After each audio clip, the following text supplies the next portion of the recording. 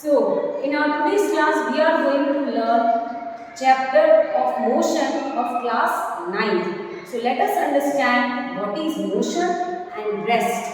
So, first of all, what is rest? A body is said to be in a state of rest when its position does not change with respect to a reference point. If we consider a particular reference point, then its position, if it does not change its position from particular to that reference point, then the body is said to be in rest.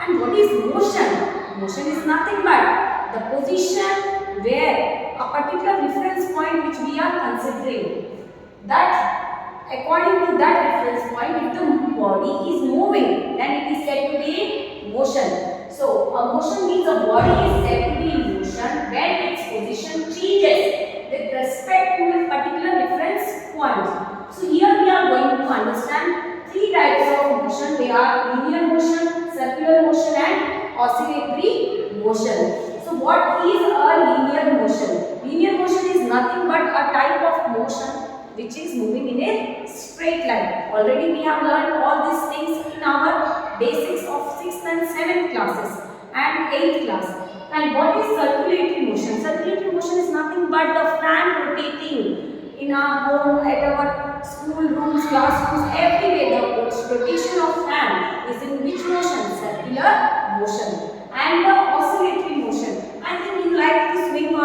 swing. So oscillatory motion means a type of motion in which repeat and repeat takes place. For example, a simple pendulum, or for example a swing, that is repeatedly it is taking in motion, it is in motion. That type of motion is nothing but the oscillatory motion. So here we have understood the motion and the rest. Now let us see what more things included in this chapter. First one is what we have talked is about the motion. So when we are talking about motion, we have to understand motion means a body is moving, means it is coming about a distance. For example, if you are moving from your school to your home, then you have done a certain distance, you have covered a certain distance. So we have to understand what is a distance. The actual path length traveled by an object is called distance. Nothing but the length which you have traveled to go to your home from your school is nothing but the distance. So it is a scalar quantity. So I think you must be knowing what is a scalar quantity. A quantity which has only magnitude is called a scalar quantity, which does not verify any direction. So that is a scalar quantity, and it always be positive and can't be zero. A distance cannot be zero. It should always be positive.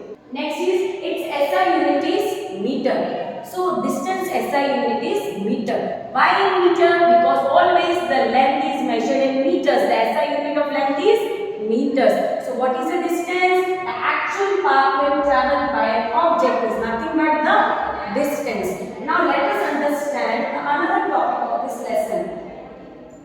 That is displacement. So what is displacement? The shortest distance, a minute difference between the distance and the displacement. Displacement is nothing but the shortest distance which is travelled by an object.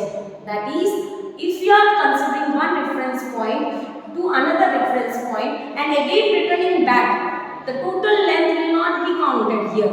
The initial position and the final position where you are present at standing, that short distance is nothing but the displacement. So let us look at the definition. The shortest distance between initial position and final position is called displacement. And the displacement is nothing but a vector quantity.